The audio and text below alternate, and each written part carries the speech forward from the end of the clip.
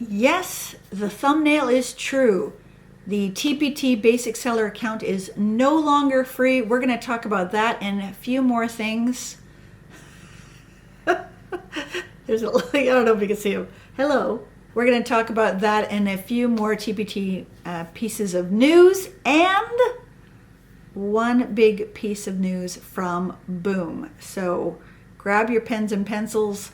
Let's get going. If you are new or returning, welcome here to Sell Primary. We talk teacher side hustles. And yes, I'll try to keep this story short, but I'm completely distracted by a little cat. See, that's Chester. Hi, Chester.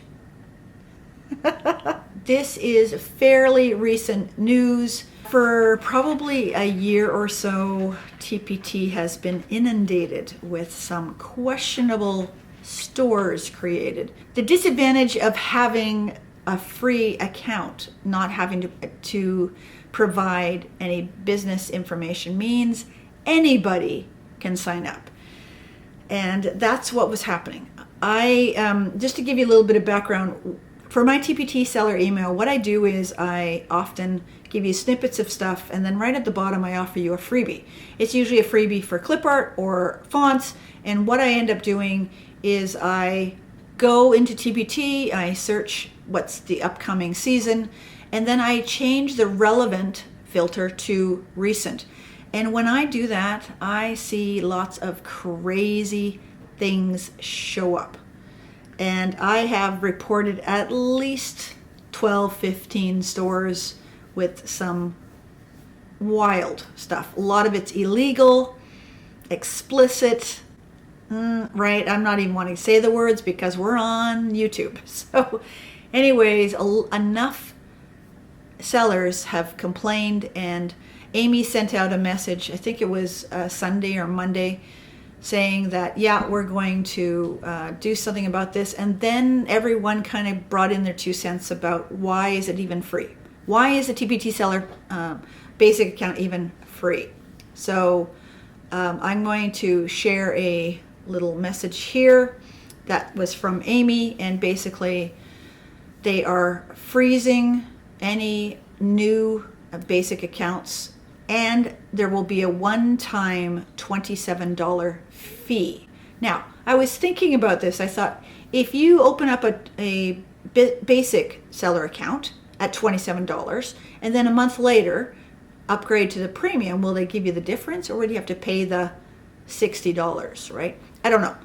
This might be a question I might throw at them at the TPT Town Hall, which is coming up on February the 15th. Please register for it, whether you can attend it or not. Register, because then they will send you a replay link that you can watch then at your own time.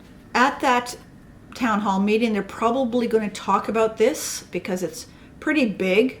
TPT's not done this before. I think it is a good thing. We need to deter people from putting up or creating fake accounts and uploading all sorts of strange things.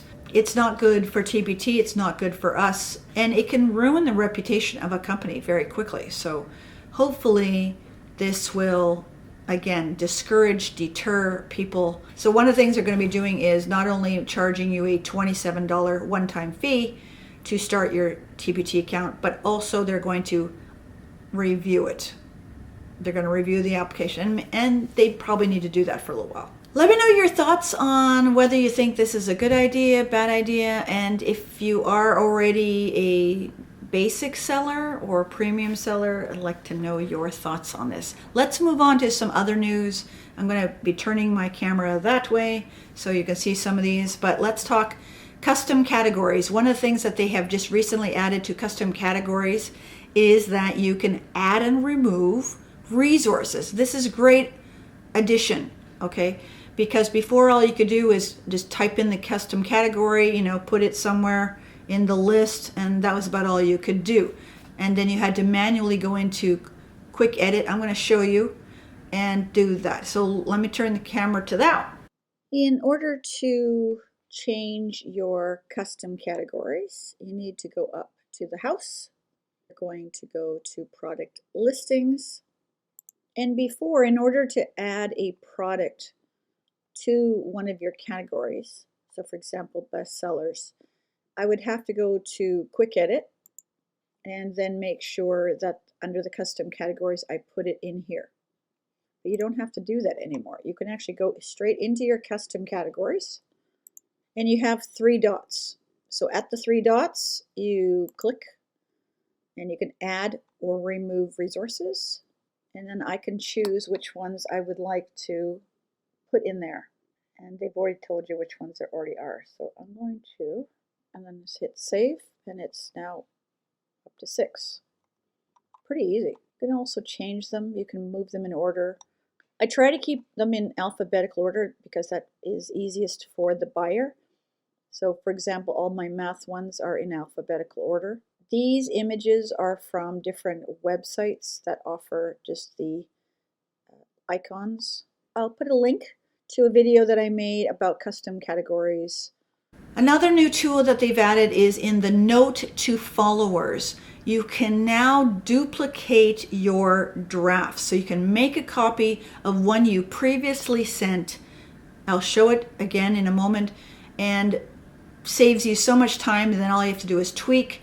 One of the things that I've started doing is I've looked at ones almost a year ago. What notes was I writing a year ago? Now, they don't seem to copy from that far back. They seem to do about 6 months. Not totally sure if that's intentional, I don't know, but that was what I was playing. You're going to see me play with this, and that was one of the things that I was playing with. So let me put you back on the screen, and let me show you the note to followers. House, halfway down, note to followers. So you can compose your notes here, but what I want to do is I want to go to my sent, and about a year ago I sent a happy end of January. I'm going to go over here and I'm going to make a copy. Then it should be in my drafts.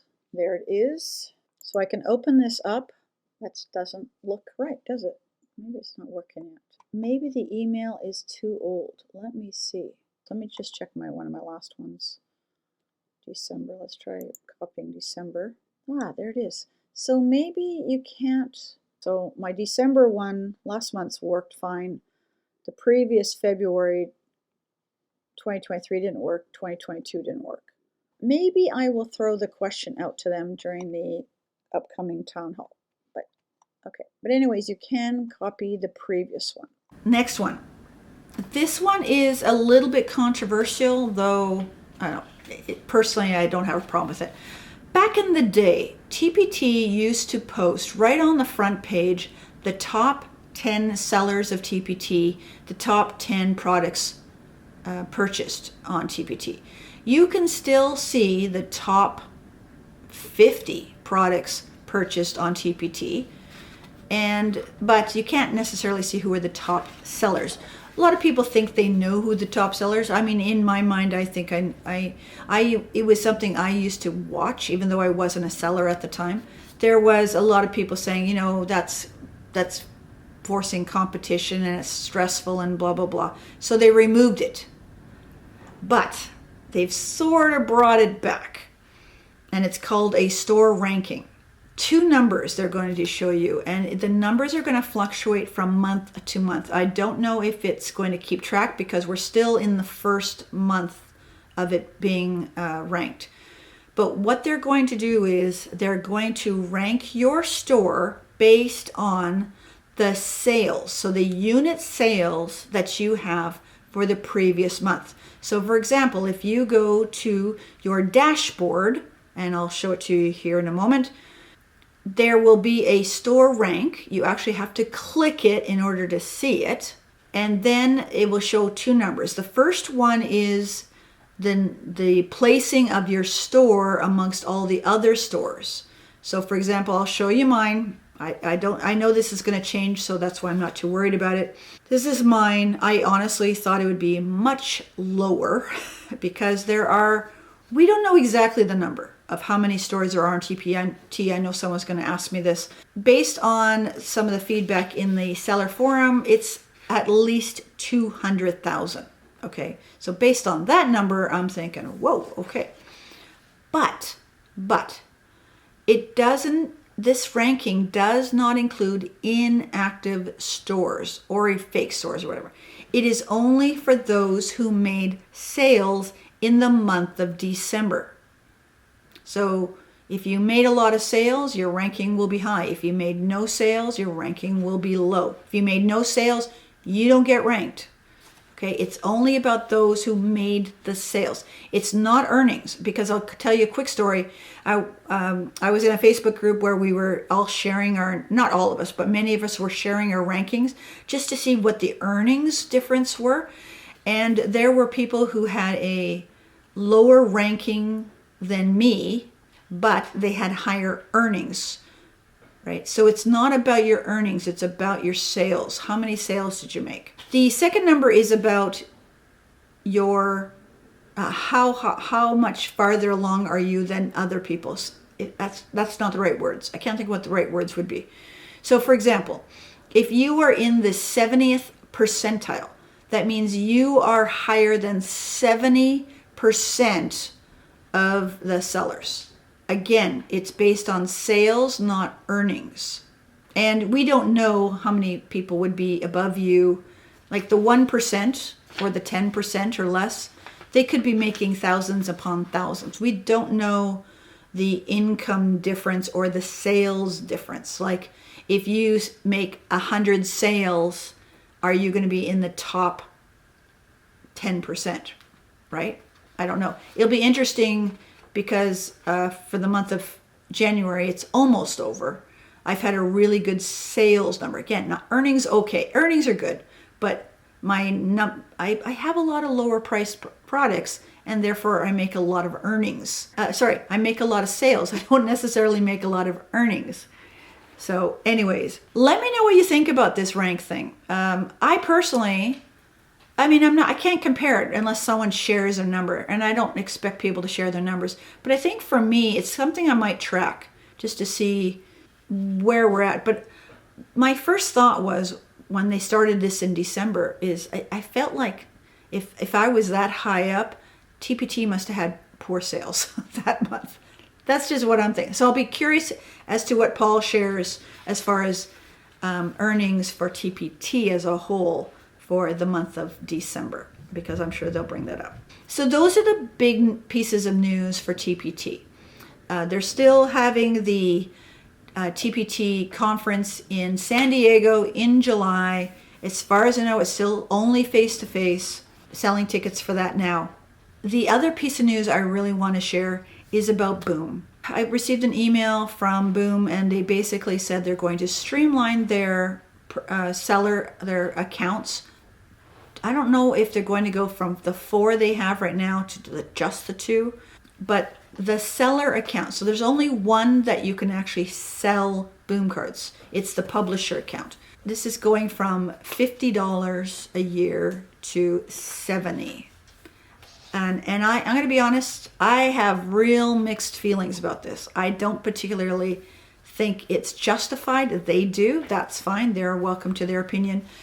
But as a seller, there is nothing on Boom that I know of, and I hope I'm wrong on this, that I can track who's looking at my products. Are my products even ranking in the search? Like, there's nothing. This is one thing I do like about TPT, that I can go in and I can see what has been looked at. I can see what has been even wish listed. I can see those things. I can't see those on Boom. Now, I can do a little bit of a investigation and find out what are my top selling products on Boom. I have to go into the sales transactions and do a little bit of configuring, but I can figure that out. But I can't figure out in any way who's looking at my products. And that's why I don't think it's worth the money, considering all the other things that TPT is able to do for a lower price. I almost wonder whether the premium fee for TPT is going to go up, considering it's been at that price for quite a while. It's been at least 4 years, 5 years maybe. Could be longer. Boom also has a premier publisher, and if you are willing to jump through some hoops and make sure you've got standards and all these things attached to your high quality Boom cards, you can be part of this kind of elite group that gets all their products pushed forward. And there's a year commitment, and you need to attend some things, and I'm really on the fence with how I feel about some of this. Yes, Boom has got some great tools creating Boom cards, but again, I'm not seeing a whole lot of stuff helping me as the seller market my products better other than doing this premier publisher. I do know a couple people who are doing it. I'd be curious as to how their sales are since they've joined this premier publisher. If you are a premier publisher and your sales have done super well, please make a comment or email me because I'd like to know. All right, so next video is going to be on email, because thinking of marketing and how to market our products, email for many of us is going to be our best platform to use. We don't have to worry about algorithms or any of that sort of stuff. We can write emails, and again, depending on how well we write them, we can get a lot of people's eyes on them. But sale again. Anyways, so wherever you are in the world, I hope you and your family are staying safe, being healthy. If you don't see the town hall meeting, I will do a summary video for you in the coming weeks. And you can check out the previous one in this playlist. Oh, sorry, in this playlist down here, or you can check out that video. See ya.